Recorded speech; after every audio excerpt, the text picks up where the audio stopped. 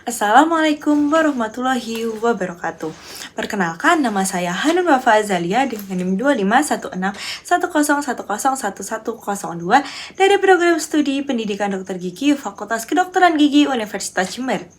Video ini dibuat untuk memenuhi tugas UTS mata kuliah Bahasa Indonesia yang diberikan oleh dosen pengampu Bapak Dr. Parto, Magister Pendidikan.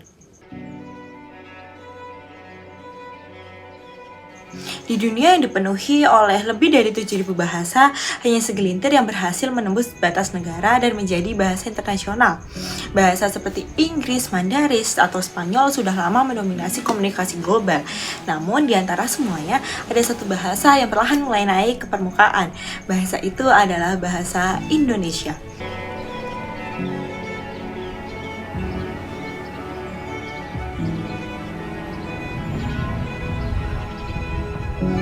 Bahasa Indonesia lahir dari keberagaman.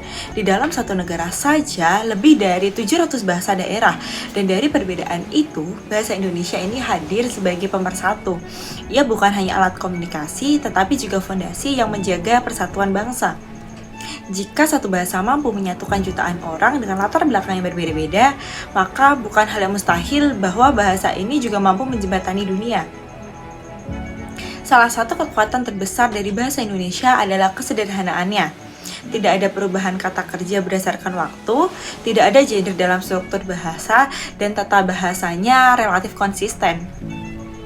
Artinya, bahasa ini jauh lebih mudah dipelajari dibandingkan dengan banyak bahasa internasional lainnya. Inilah alasannya mengapa semakin banyak orang asing yang tertarik mempelajarinya. Saat ini, puluhan negara telah membuka program pembelajaran bahasa Indonesia untuk penutur asing. Dari Asia hingga ke Eropa, minat terhadap bahasa Indonesia terus tumbuh.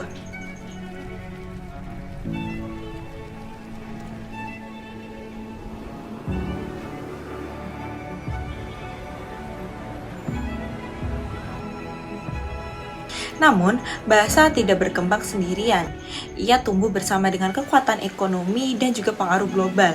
Indonesia adalah salah satu ekonomi terbesar di Asia Tenggara. Dengan populasi yang lebih dari 270 juta jiwa, Indonesia menjadi pasar yang sangat besar dan mitra strategis bagi banyak negara. Seiring meningkatnya kerjasama internasional, kebutuhan untuk memahami bahasa Indonesia pun ikut terus meningkat.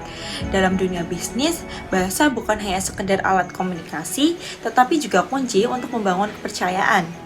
Mesi IYD menggelar forum internasional bertajuk MIKTA Leaders Dialogue 2023 di Gedung Sapta Pesona Jakarta pada Jumat 1 Desember.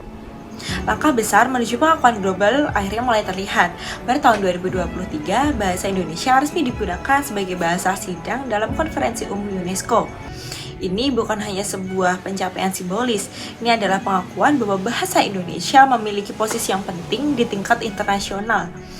Dan ini bisa menjadi awal dari perjalanan yang lebih besar untuk nantinya.